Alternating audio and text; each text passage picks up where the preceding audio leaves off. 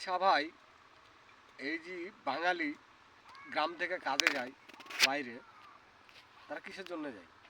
তারা যায় কিছু ইনকাম করব, আর নিজেও ভালো থাকবো, আর বাড়িকেও ভালো রাখবো, এই জন্যই যায়।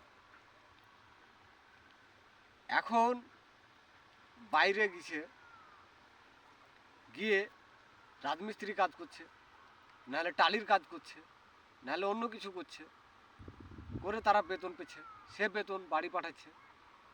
বাড়ি পাঠানোর সোর্সে কারো বাবার জমি আছে মাঠে, কারো 10 বিঘা, কারো 20 বিঘা, কারো 30 বিঘা। সে টাকাগুলা সে জমিতে কাজে লাগাচ্ছে, তো সে আরও 5টা লেবার খাটাতে পারছে। তো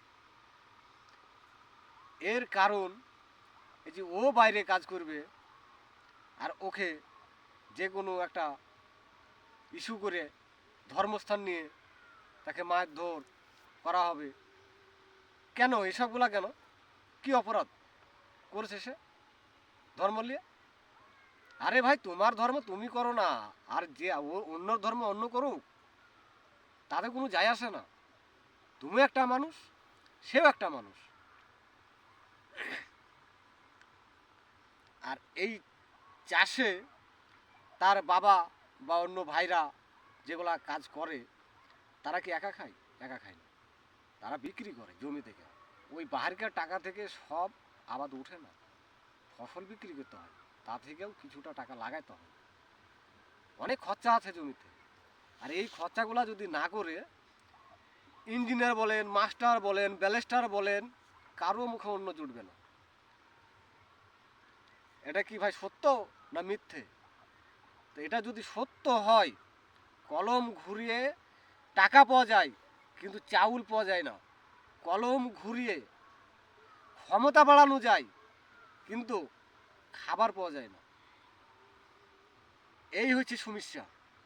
এই চাষির ঘাড় থেকে বীজ কোম্পানি কাটছে, সার কোম্পানি কাটছে, ইলেকট্রিকওয়ালা কাটছে, মোবাইলওয়ালা কাটছে, সবাই কাটছে। তাহলে একটা মাসের ভিতরে একটা বাড়িতে যদি 10,000 খরচা হয় এই সব জিনিসগুলোর উপরে, তাহলে সে টাকাগুলা মেনটেন করবে কোত্থেকে? বাহির যাওয়া ছাড়া তো কোনো উপায় নাই তার। আর তাকে বাইরে গেলে আবার ঘুরিয়ে নাকি বলছে যে বাংলাদেশি, একে কাজ দেওয়া যাবে না। আর না হলে বলতে চাইছে যে ইয়াই বল, তা না হলে তোকে মেরে দেবো। কত মানুষ মারবে আর বাইরে গেলে? ওই আমার এই বহরমপুর থানাতে তো আছে অনেক অনেক এলাকার মানুষ। তো কই কেউ কাউকে তো কিছু বলে না। বলবে কেন? সেও মানুষ করে খাচ্ছে। আমার এখান থেকে যে চাষির ছেলেগুলা গেছে, তারাও করে খেতে গেছে, তারা চুরি করতে যায়। ভালো লাগলে ভাই দেবে দিই।